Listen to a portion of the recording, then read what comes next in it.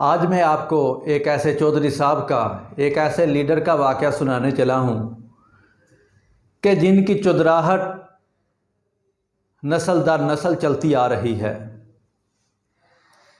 ایک چودھری صاحب تھے گاؤں کے، جن کو سارے گاؤں والے اپنا لیڈر مانتے تھے۔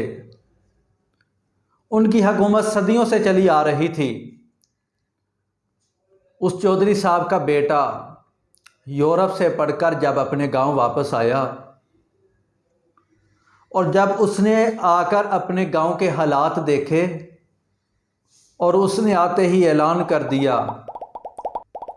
کہ آج سے گاؤں والوں کو ایک اچھا سکول اور ساتھ ہی ایک کالج اور صحت کے لیے ایک اچھا ہاسپٹل بنایا جائے گا، اور ساتھ ساتھ جتنے بھی گاؤں والے ہیں جو بے روزگار ہیں ان کو اچھے روزگار فراہم کیے جائیں گے۔ اس نے اعلان کر دیا۔ جب یہ بات چودھری صاحب کو معلوم ہوئی تو چودھری صاحب نے اپنے بیٹے کو کہا، کل آپ مرغیوں کے فارم پر آ جانا، وہاں ملاقات ہوگی۔ تو ساتھ ہی چودھری صاحب نے اپنے ملازم سے کہا، مرغیوں کے فارم پہ جاؤ اور مرغیوں کو 2 حصوں میں تقسیم کر دو، اور ایک حصے میں دانہ ڈالنا ہے اور دوسرے حصے والی مرغیوں کو بھوکا رکھنا ہے۔ اس ملازم نے ایسے ہی کیا، وہ فارم پر گیا اور اس نے مرغیوں کو 2 حصوں میں تقسیم کر دیا، اور ایک حصے والی مرغیوں کو دانہ ڈال دیا اور ایک حصے والی مرغیوں کو بھوکا رکھ دیا۔ اور کل جب ہوئی تو چودھری صاحب اپنے بیٹے کو لے کر فارم پر چل دیے، اور جو ہی فارم کے اندر داخل ہوئے اور چودھری صاحب نے جن مرغیوں کو دانہ ڈالا تھا ان کی طرف دانہ پھینکا، انہوں نے کوئی توجہ ہی نہ دی۔ وہ اپنی موج مستی میں مگن تھی، اور ایسے ہی چودھری صاحب آگے بڑھتے گئے، اور دوسرے حصے والی جو بھوکھی مرغیاں تھیں،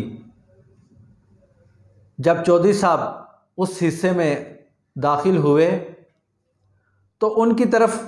دانہ پھینکا اور وہ ساری مرغیاں ایک دم چودھری صاحب کی طرف لپکی، اور چودھری صاحب تھوڑا تھوڑا آگے چلتے گئے اور ان کو دانہ ڈالتے گئے، اور وہ ساری مرغیاں چودھری صاحب کے پیچھے پیچھے۔ تو اس وقت چودھری صاحب نے کہا،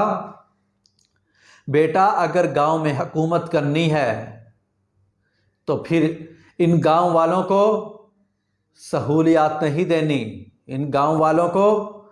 اسی سوچ میں مگن رکھنا ہے کہ کل کا کھانا کہاں سے آئے گا، ہماری کل کی روٹی کہاں سے آئے گی، تو تب آپ حکومت کر پاؤ گے۔ اگر آپ نے ان کو تمام تر سہولیات دے دی اور ان کو روزگار اچھے فراہم کر دیے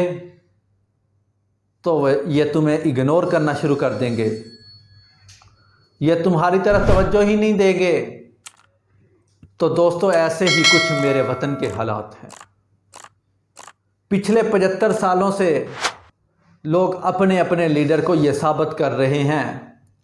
وہ دیکھو میرا لیڈر سیلاب میں چل کے لوگوں کی خدمت کر رہا ہے، وہ دیکھو میرا لیڈر پانی میں داخل ہو کر لوگوں کی خدمت کر رہا ہے، اور کوئی یہ پوچھنے والا نہیں کہ یہاں پانی کیوں آیا، اس پانی کو روکنے کے اقدامات کیوں نہیں کیے گئے۔ لوگوں، میرے ملک کے دانشور لوگوں، ہمیں سمجھنا ہوگا کہ ہمارے لیڈر ہمارے ساتھ یہ 75 سالوں سے یہی سلوک کرتے آئے ہیں۔ اب ہمیں اپنی سوچوں کو بدلنا ہوگا، اور ایسے حکمرانوں سے، ایسی چودراہٹ سے، ایسے لوگوں سے ہمیں جان چھڑانا ہوگی۔